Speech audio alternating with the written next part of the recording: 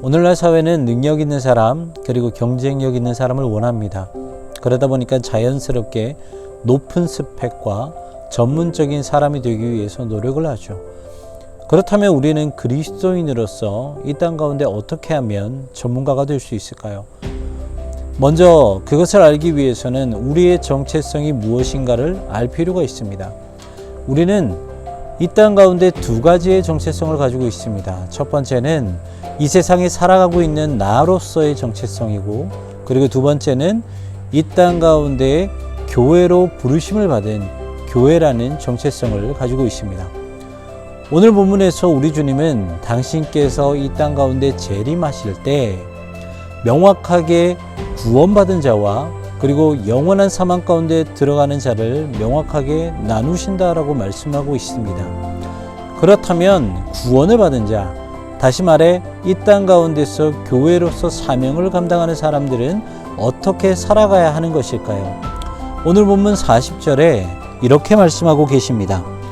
임금이 대답하여 이르시되 내가 진실로 너희에게 이르노니 너희가 여기 내 형제 중에 지극히 작은 자 하나에게 한 것이 곧 내게 한 것이니라 하시고, 주님은 교회로서 부르심을 감당하기 위해서는 작은 자 하나까지도 주님께 하는 것처럼 그들을 사랑하고 그들을 위해 봉사하고 헌신하라고 말씀하십니다. 그렇다면 왜 주님께서는 그렇게 작은 자에게 이토록 관심을 쏟는 것일까요? 그것은 그에 대한 대답은 우리가 에베소서의 말씀을 보면 찾을 수 있습니다. 에베소서에서 교회는 예수 그리스도를 머리로 하는 한 몸, 한 공동체라고 말씀하고 있습니다.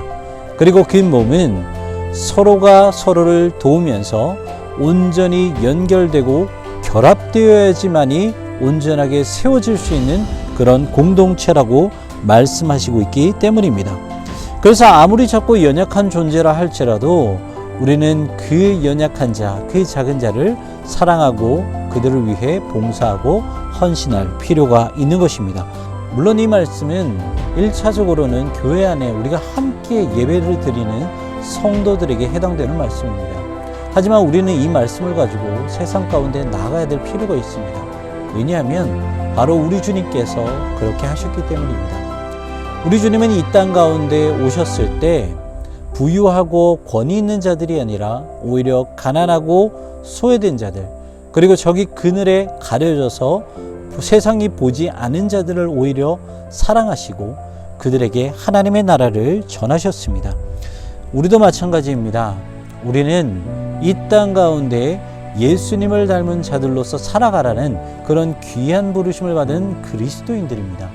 그렇기 때문에 우리 역시나 이 땅 가운데서 예수 그리스도를 닮은 자로서 가난하고 소외된 오늘의 본문의 말씀처럼 작은 자를 관심 있게 보고 그들을 사랑해야 한다는 것입니다. 그렇다면 우리는 이런 일들을 어떻게 감당할 수 있을까요? 오직 성령으로 가능하다고 성경은 우리에게 말씀하고 계십니다.